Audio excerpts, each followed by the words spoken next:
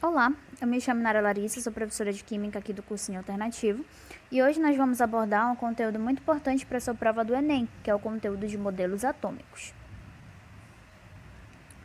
Bom, desde a antiguidade, muitas pessoas tentaram determinar do que era constituído a matéria, e foi então que 500 anos antes de Cristo, dois filósofos gregos, Demócrito e Leucipo, determinaram que se você pegasse qualquer matéria, como por exemplo uma pedra, e dividisse ela infinitamente, você chegaria a um momento que você não conseguiria mais dividir. E aí você chegaria a uma partícula, e essa partícula seria a partícula fundamental formadora de tudo que existe. E então eles denominaram essa partícula de átomo, que significa não divisível. Entretanto, foi apenas no século XVIII que a ideia sobre o átomo ganhou um cunho científico, que foi através do modelo atômico de John Dalton. A teoria de Dalton apresenta alguns postulados, como por exemplo, os átomos são maciços, indivisíveis e indestrutíveis.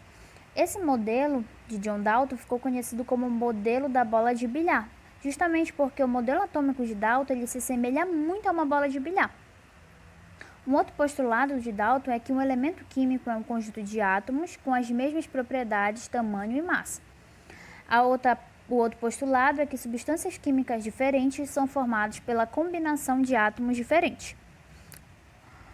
O quarto postulado é que todos os átomos de um dado elemento químico são idênticos em massa e em todas as outras propriedades. O quinto postulado é que os diferentes elementos químicos têm diferentes tipos de átomos, em particular, seus átomos têm diferentes massas. E o sexto e último postulado é que os átomos de elementos combinam com átomos de outros elementos em proporções de números inteiros pequenos para formar compostos. É interessante notar que apenas esse último postulado ele é aceito hoje em dia.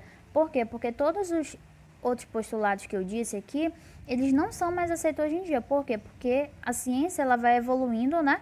E ao passo que ela vai evoluindo, novos modelos, novas ideias são colocadas em prática e substituindo ideias anteriores. Bom, o próximo modelo é o modelo atômico de Thomson. O modelo atômico de Thomson ele é baseado em um experimento que é denominado de experimento dos raios catódicos. E esse experimento dos raios catódicos, ele utiliza uma ampola, que é a ampola de Crookes. E como é que funciona esse experimento? Como vocês podem ver aí no GIF, eu tenho uma ampola, e dentro dessa ampola eu tenho um gás, pode ser qualquer tipo de gás. E aí eu submeto esse gás a uma baixa pressão mesmo, muito baixa. E aí fora dessa ampola eu tenho um campo magnético positivo e um campo magnético negativo. E aí, cedendo a uma voltagem muito alta para esse gás, nós observamos que as partículas elas vão sendo atraídas para o campo magnético positivo. E a partir desse experimento, Thomson determinou que o átomo ele era constituído de subpartículas de carga negativa. Mas por que subpartículas de carga positiva? Porque se as partículas elas são atraídas para o campo magnético positivo, isso quer dizer que esses átomos que estão aí dentro, eles são constituídos por partículas negativas. Porque lá na física clássica nós sabemos que partículas com cargas opostas se atraem e partículas com cargas iguais se repelem, ok? Então, o modelo de Thomson tinha alguns postulados. Primeiro, houve a descoberta do elétron e do próton, ou seja, o átomo ele não era indivisível, ele passou a ser divisível no modelo de Thomson. O átomo era formado por uma pasta positiva recheada pelos elétrons. O modelo de Thomson ele ficou conhecido como o modelo de pudim de passas. Por quê? Porque esse modelo ele se assemelha muito a um pudim de passas. É só você imaginar, por exemplo, o pudim, a região massiva, né, constituída de cargas positivas, e nesse pudim, nessa região massiva, você tem os elétrons incrustados, ou seja, colocados ali naquele pudim. E esses elétrons eles têm a carga negativa. Bom, aí você chega agora e se pergunta, será que eu estou entendendo? Se ainda não estiver entendendo, você vai entender até o final. Bora lá. Bom, o próximo modelo atômico é o modelo atômico de Rutherford. O modelo atômico de Rutherford, ele também consiste a partir de um experimento, que foi denominado experimento de Rutherford. Diferentemente de Thomson e de Dalton, Rutherford não estava mais preocupado em explicar se o átomo ele era divisível ou não, até porque isso foi explicado no modelo anterior, no modelo de Thomson. O foco de Rutherford era explicar a estrutura atômica, ou seja, como essas subpartículas, os prótons e os elétrons, eles estão dispostos dentro do átomo. E foi então que ele desenvolveu o seguinte experimento. Ele pegou um elemento radioativo, que é o polônio, que esse elemento radioativo ele emite partículas alfa. E aí ele pegou uma folha finíssima de ouro, e sobre essa folha finíssima de ouro ele emitiu essas partículas alfa. E aí ele observou que a maioria dessas partículas alfa, elas passavam através dessa folha finíssima de ouro. E ele constatou que o átomo, ele não é maciço. Na verdade, ele é constituído de grandes espaços vazios. Mas ele constatou também que um número bem pequeno mesmo de partículas alfa, elas batiam na folha de ouro e voltavam, ou seja, elas refletiram. E aí ele constatou que tinha uma região, que tem uma região no átomo que ela é bem massiva. É uma região bem massiva de carga positiva. E aí ele apontou os seguintes postulados. Que o átomo ele é constituído de um núcleo, onde você tem as cargas positivas, e ele é constituído de uma eletrosfera, certo? Bom, só que o modelo de Rutherford, ele tinha um grande paradoxo. Por quê? Porque ele afirmava que os prótons eles estavam todos juntos dentro do núcleo. Só que nós sabemos que partículas com cargas iguais se repelem. Então a tendência era que esses prótons se repelissem, mas isso não estava acontecendo. E foi então que um outro cientista, Chadwick, descobriu a existência dos nêutrons e descobriu também que esses nêutrons eles estão dentro do núcleo. E esses nêutrons são os principais responsáveis por não deixar com que os prótons eles se repelem, Eles se repelem. Bom, um outro postulado da teoria atômica de Rutherford era que a eletrosfera ela era constituída de órbitas circulares, certo? E esse modelo atômico ele ficou conhecido como modelo planetário. Por quê? Porque é bem parecido com o nosso sistema solar, onde nós temos, por exemplo, o Sol no centro, e ao redor do Sol você tem os planetas girando ao redor do Sol. E esses planetas eles são como se fossem os elétrons. Bom, o próximo modelo atômico é o modelo atômico de Bohr. O modelo atômico de Bohr ele é um aperfeiçoamento do modelo atômico de Rutherford. Portanto, que ele também recebe o nome de modelo atômico de Rutherford-Bohr. Por quê? Porque o Bohr apenas aperfeiçoou o modelo atômico de Rutherford. Além do problema que tinha sido resolvido por Chadwick, um outro problema que apresentava a teoria de Rutherford era que, segundo a física clássica, toda partícula carregada, quando está em movimento, ela vai perdendo energia, ela vai liberando energia. Então, como no modelo de Rutherford ele afirmava que os elétrons estavam girando ao redor do núcleo, então a tendência era que esses elétrons eles estivessem perdendo energia. Só que isso não era observado, certo? Por quê? Porque se eles estivessem perdendo energia, a tendência era que esses elétrons fossem sugados, ou seja, caíssem dentro do núcleo. Só que isso não acontecia. Então veio Bohr e afirmou que os elétrons eles se movem ao redor do núcleo em um número limitado de órbitas bem definidas e que, movendo-se em uma órbita estacionária, o elétron não emite e nem absorve energia. Ou seja, as órbitas em que os elétrons eles estão dispostos, elas têm uma energia bem definida. Ou seja, os elétrons que estão ali, eles não estão nem recebendo e nem perdendo energia. E é por conta disso que eles não são sugados, ou seja, eles não caem dentro do núcleo, certo? Bom, um passo muito importante da teoria de Bohr foi a explicação do salto quântico. Afinal, o que é o salto quântico? O salto quântico é quando você tem um elétron que está numa determinada órbita, e aí esse elétron ele recebe uma energia e ele acaba pulando dessa órbita mais interna, ou seja, dessa órbita mais próxima do núcleo, e ele acaba pulando para uma camada, para uma órbita mais externa, que é uma camada mais distante do núcleo, justamente porque ele recebeu essa quantidade de energia.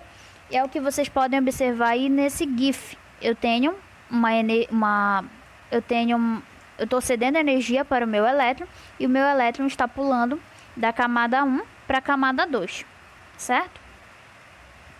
Bem, aqui eu tenho a representação do modelo atômico de Bohr, né? Eu tenho um elétron girando em uma órbita estacionária e circular ao redor do núcleo. Bom, como eu expliquei para vocês, um grande passo da teoria atômica de Bohr foi a explicação do salto quântico, que é um fenômeno que a gente consegue observar muito no nosso dia a dia, principalmente durante as festas de finais de ano. Por quê? Porque durante as festas de finais de ano, nós estouramos muitos fogos de artifício. E aí nós observamos que esses fogos de artifício, eles têm determinadas colorações. Mas por que eles têm essas determinadas colorações? Bom, os fogos de artifício, eles são compostos por vários tipos de sais. Nós temos sais de sódio, sais de cálcio, sais de potássio, sais de cobre, sais de estrôncio e assim por diante. E esse fenômeno, ele é explicado pela teoria de Bohr. Por quê? Porque esses sais, eles têm os metais. E esses metais, eles têm os átomos. E esses átomos, eles estão fazendo o processo de transição eletrônica, que é o processo do salto quântico, onde os seus elétrons eles estão recebendo energia, que é cedido pela explosão dos fogos de artifício. Esses elétrons estão pulando da camada mais interna, mais próxima do núcleo, e estão indo para a camada mais externa. Só que quando eles vão para a camada mais externa, eles se tornam instáveis. Então a tendência é que eles retornem para a camada original. E ao retornarem para a camada original, eles acabam cedendo, ou seja, eles acabam liberando energia em forma luminosa. E essa energia, ela tem uma determinada coloração. Aí ela pode ser, por exemplo, esverdeada ou azulada, no caso, se for um sal de cobre. Ela pode ser amarelada, no caso de ser um sal de sódio, e assim por diante, certo? Bom, estudos posteriores mostraram que as órbitas eletrônicas de todos os átomos conhecidos se agrupam em 7 camadas eletrônicas, que são denominadas de camada K, camada L, camada M, camada N, camada O, camada P e camada Q. Em cada camada, os elétrons possuem uma quantidade fixa de energia. Por esse motivo, as camadas também recebem o nome de níveis de energia, ok? Um pouquíssimo de tempo depois, descobriu-se a existência de subníveis de energia e que esses subníveis de energia eles estão dentro das camadas de energia, dos níveis de energia. E esses subníveis de energia eles podem ser 4. Pode ser o subnível S, o subnível P, o subnível D ou o subnível F. E nesses subníveis há um número máximo de elétrons. Por exemplo, no subnível S eu posso comportar no máximo 2 elétrons. No subnível P, eu posso comportar no máximo 6 elétrons. No subnível D, eu posso comportar no máximo 10 elétrons. E no subnível F, eu posso comportar no máximo 14 elétrons. Certo? Bom, a título de curiosidade, o nosso último modelo atômico que é aceito hoje em dia é o modelo dos orbitais atômicos, também denominado de modelo da mecânica quântica. Esse modelo ele recebeu várias contribuições de vários cientistas. Recebeu a contribuição de Erwin Schrödinger, recebeu a contribuição de Max Planck e também recebeu a combinação de Albert Einstein, certo? Nesse modelo atômico, nós consideramos o átomo como sendo uma onda e partícula ao mesmo tempo. E por conta dele ser uma onda e partícula ao mesmo tempo, você não consegue determinar a posição e a velocidade dele ao mesmo tempo. O átomo, diferentemente de todos os outros modelos atômicos, ele passa a ser uma região. Ou seja, você não tem limites bem definidos, como por exemplo previa o Dalton ou como previa o Thomson. Agora você tem uma região de probabilidade onde você pode encontrar os elétrons. E a região máxima de probabilidade de se encontrar um elétron é denominada de orbital, ok? Bom, agora a gente vai resolver alguns exercícios para poder a gente fixar tudo que foi aprendido. E depois a gente vai resolver também alguns exercícios do Enem, que caíram no Enem de 2019, certo? Bora lá. Primeira questão. Os avanços tecnológicos não seriam possíveis sem os conhecimentos científicos. A exemplo do desenvolvimento de estudos sobre a estrutura atômica da matéria, desde o modelo de Dalton até o modelo quântico e as aplicações desses conhecimentos em diversos campos da tecnologia. Considerando-se as informações do texto e os modelos atômicos desenvolvidos ao longo do tempo, é correto afirmar. Então, ele quer a propositura correta aqui. Letra A. O modelo atômico de Dalton representa o átomo com um núcleo maciço, positivo e indivisível? Não, gente. Primeiro que no modelo atômico de Dalton, nem se tinha ainda a ideia de que existia um núcleo. Muito menos que esse núcleo ele era maciço ou que ele era positivo. Entendeu? Então, essa ideia está errada. Letra B. O experimento com lâminas de ouro permitiu a Rutherford a descoberta dos elétrons e das partículas alfa? Não, está errado também. Por quê? Porque a descoberta dos elétrons, ela foi feita no modelo atômico de Thomson. Foi lá no modelo atômico de Thomson que foi descoberto os elétrons, e não no modelo atômico de Rutherford. Então, a letra B também está errada. C. O átomo é eletricamente nêutron porque nele o número de nêutrons é igual ou maior do que o número de prótons. Totalmente errado. Por quê? O que torna o átomo eletricamente nêutron é que o seu número de prótons, ou seja, o número de cargas positivas, é igual ao número de elétrons, que são as cargas negativas. Então, é isso que mantém o átomo nêutron. E não o número igual de nêutrons e o número igual de prótons. Não, isso está errado. D. A configuração eletrônica em níveis de energia está associada ao número atômico, que indica a quantidade de elétrons de um átomo. Gente, nem sempre o número atômico ele vai indicar a configuração eletrônica, ele vai permitir a configuração eletrônica. Por quê? Porque nós temos os casos dos íons.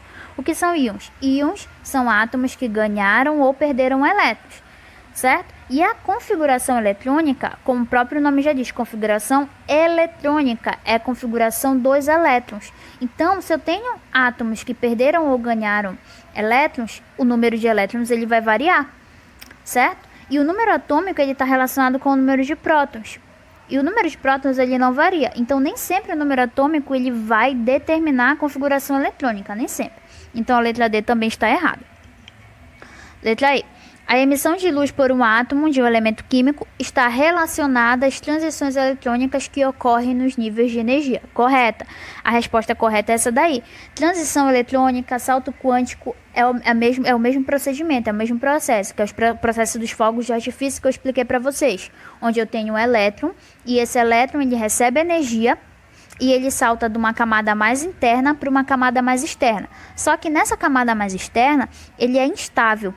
Aí, a tendência é que ele retorne para a sua camada original. E ao retornar para a sua camada original, ele acaba cedendo, ou seja, ele acaba liberando energia em forma de luz luminosa, ok? Então, a resposta correta é a letra E. Graças a Deus, né, estamos acertando pelo menos a primeira até agora. Segunda questão que caiu no Enem de 2019, uma questão bem recente. Olha lá. Em 1808, Dalton publicou o seu famoso livro, o intitulado O Novo Sistema de Filosofia Química, no qual continha os 5 postulados que serviam como alicerce da primeira teoria atômica da matéria, fundamentada no método científico. Esses postulados são numerados a seguir. Primeiro, a matéria é constituída de átomos indivisíveis. Segundo, todos os átomos de um dado elemento químico são idênticos em massa e em todas as outras propriedades. Terceiro, diferentes elementos químicos têm diferentes tipos de átomos. Em particular, seus átomos têm diferentes massas. Quarto postulado, os átomos são indestrutíveis e nas reações químicas mantêm suas identidades. Quinto postulado, átomos de elementos combinam com átomos de outros elementos em proporções de números inteiros e pequenos para formar compostos. Após o modelo de Dalton, outros modelos foram baseados em outros dados experimentais. Entre outras coisas, esses modelos evidenciaram a natureza elétrica da matéria, a composição e organização do átomo e a quantização da energia no modelo atômico. Com base no modelo atual que descreve o átomo, qual dos postulados de Dalton ainda é considerado correto? Lembra que eu falei para vocês que a maioria dos postulados de Dalton eles foram deixados de lado, né? Foram sendo ultrapassados por outros postulados que foram apresentados nas teorias atômicas, né, dos modelos atômicos seguintes. Então, o único postulado que permanece até hoje em dia é o quinto postulado, que é átomos de elementos combinam com átomos de outros elementos em proporções de números inteiros e pequenos para formar compostos. Isso a gente consegue observar até hoje em dia. Esse postulado ele é aceito até hoje em dia. Por quê? Quando você tem uma reação química, você tem duas partes da reação química. Você tem os reagentes e você tem os produtos. E os reagentes, as substâncias que estão no reagente, elas estão reagindo entre si através de proporções constantes de números inteiros e pequenos. E aí reagem entre si e formam os produtos, ok? Então esse é o único postulado que é aceito. Por que os outros não são aceitos? Primeiro, Dalton afirmava que a matéria era constituída de átomos indivisíveis. Nós já sabemos que os átomos eles são divisíveis. Por quê? Porque eles têm as subpartículas, que é os prótons, os nêutrons e os elétrons. Segundo postulado, todos os átomos de um dado elemento químico são idênticos em massa e em todas as outras propriedades. Gente, errado. Por quê? Porque nós temos o fenômeno da isotopia. O que é a isotopia? A isotopia é quando eu tenho dois átomos pertencentes ao mesmo elemento químico e esses átomos eles têm diferentes números de massa, certo? E por conta disso eles têm propriedades físicas diferentes. Então esse segundo postulado também está errado. Terceiro postulado, diferentes elementos químicos têm diferentes tipos de átomos. Em particular, seus átomos têm diferentes massas. Não apenas elementos químicos diferentes que vão ter átomos de diferentes massas. Você pode ter também átomos do mesmo elemento químico que têm diferentes tipos de massa. Como, por exemplo, o isótopo do hidrogênio, né? Que o hidrogênio ele tem 3 isótopos, que é o prótio, o trítio e o deutério. Onde esses átomos eles pertencem ao mesmo elemento químico, que é o hidrogênio, só que eles diferem por conta da sua massa, certo? Então, o quarto postulado, os átomos são indestrutíveis e nas reações químicas mantêm suas identidades. Nós sabemos que hoje em dia os átomos eles podem ser destruídos. Por que nós sabemos isso? Porque nós sabemos que existem as bombas atômicas. E as bombas atômicas, elas são propostas a partir da destruição do átomo, certo? Então, o único postulado que está correto, né, e que é aceito até hoje em dia, é o quinto postulado, letra E. Bom, gente, então vamos lá resolver mais uma questão do Enem também de 2019. Um teste de laboratório permite identificar alguns cátions metálicos ao introduzir uma pequena quantidade do material de interesse em uma chama de bico de Bunsen, para em seguida observar a cor da luz emitida. A cor observada é proveniente da emissão de radiação eletromagnética ao ocorrer a mudança da fase sólida para a fase líquida do elemento metálico. Não, gente, não há liberação de radiação eletromagnética em mudança de fase sólida para fase líquida, tá? B. Combustão dos cátions metálicos provocada pelas moléculas de oxigênio da atmosfera. Não tem nada a ver isso daí também não. Letra C. Diminuição da energia cinética dos elétrons em uma mesma órbita na eletrosfera atômica. Não. Letra D. Transição eletrônica de um nível mais externo para outro mais interno na eletrosfera atômica. Certo, gente? Esse fenômeno é o que a gente chama de salto quântico, né? Ou transição eletrônica, onde você tem o elétron retornando do seu nível mais energético, ou seja, do nível mais externo para o nível mais interno, que é o nível original. E aí, quando ele retorna, ele libera essa energia em forma de luz. E nós sabemos que essa luz ela recebe também o nome de radiação eletromagnética. Então, até então, a resposta certa é a letra D. Letra E. Promoção dos elétrons que se encontram no estado fundamental de energia para níveis mais energéticos. Não, gente. Isso daí está relacionado lá com ligação química, não tem nada a ver aqui com o salto quântico, certo? Então a resposta correta é a letra D. Apesar de aqui no gabarito estar a letra E, a resposta correta é a letra C. A letra D, desculpa, certo? Então bora lá. Resolver mais uma questão. A teoria de Rutherford considerava que o átomo era constituído de... Observem o enunciado da questão. Ele quer a teoria de Rutherford. Então, quando ele fala que ele quer a teoria de Rutherford, você tem que lembrar das características da teoria de Rutherford. Qual foi as características da teoria de Rutherford?